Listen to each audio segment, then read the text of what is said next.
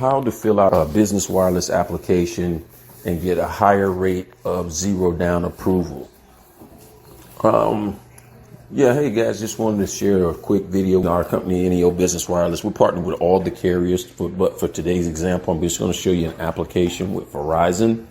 And this will pertain to all applications, but these are some key things that I see on my end when applications come in, that even with a business that has great or excellent credit, still can get some down deposits or down payments because the underwriters have caught a few flaws or some things in the application that could cause your application to have a deposit. Of course, here at NEO Business Wireless, what we do, we are telecom brokers, okay? We work directly with the carriers as a partner, so we're not an employee. It's a co-equal 50-50 partner, meaning that they service our clients with the connectivity. We bring them clients in to use their networks or their services, okay? But your billing and everything will be handled through the carrier. And of course, we do reporting. We report to the SBFE. We are the only carrier that reports your trade payments to the SBFE. So, some people ask why, choose us or not going directly to the carrier. It's because you get more of a concierge style service with us. You'll get that one-on-one touch feel versus talking to a generic customer care rep that may be from overseas or wherever. I don't know. And as well, of course, the reporting aspect of it. We report for everybody. Or every client that works with us, and we have a larger suite of services than just going to one carrier and more options. Okay. All right. But outside of that, let's get started with the application process. Some key things that you want to take a look at on applications here is whenever you're applying with a wireless carrier, take this to note, to get a higher chance of approval. Your business should be at least 1 year old. Make sure to write that down before you even apply, just if you're going in for zero down. 2, have a DUNS number and have a DUNS score or some type of business trade reference reporting on your business profile. Doesn't matter. 1 account, 2 accounts, just have some type of business, some type of trade reference. Okay. That instantly will start you off with zero down. Just right there. Then the next piece is going to be filling out the application. Very important because there's a lot of things that are missed on the application when the underwriters are asking for a particular piece of documentation. Some of us often overlook it or will take screenshots. Screenshots are never good in business. You want to make sure to save your documents as PDFs and upload them and send them as PDFs. JPEG is okay if it's something that pertains for a JPEG, as i.e. driver's license, or something like that. But screenshots are always bad. It's just unprofessional.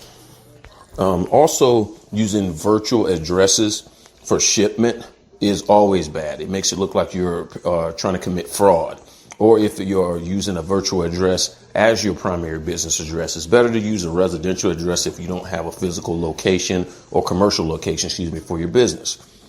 Another thing to note is the business data accuracy. For example, if your business name is spelled a certain way on the Secretary of State documentation, it should be spelled the same as well on your EIN confirmation letter. If your address is different on your Secretary of State and it does not match your EIN confirmation letter, that's another red flag. So it's important that you update that information and make sure it's as accurate as possible. And this should also match up with the credit bureaus as well. That helps underwriters know that this is you and it is your business. Okay. Another piece is going to be having a branded email address. I know, a lot of people like to use Gmail and Yahoo. They're free, but having a branded email is way more important and adds more credibility to your applications. Underwriters respect that. Having a website is another thing. Underwriters expect your business to have a website. Why? Why would we give you $5,000 or $6,000 worth of equipment, the cell phones, if you can't get a website for your business? It only makes sense, right? All right, moving on. Let's get to the application portion of it. Now, let's start with the application. Of course, you want to put the correct business name in the business name field. When it comes to company address, make sure you're filling that out correctly. I mean, if you have a suite number, make sure that's included.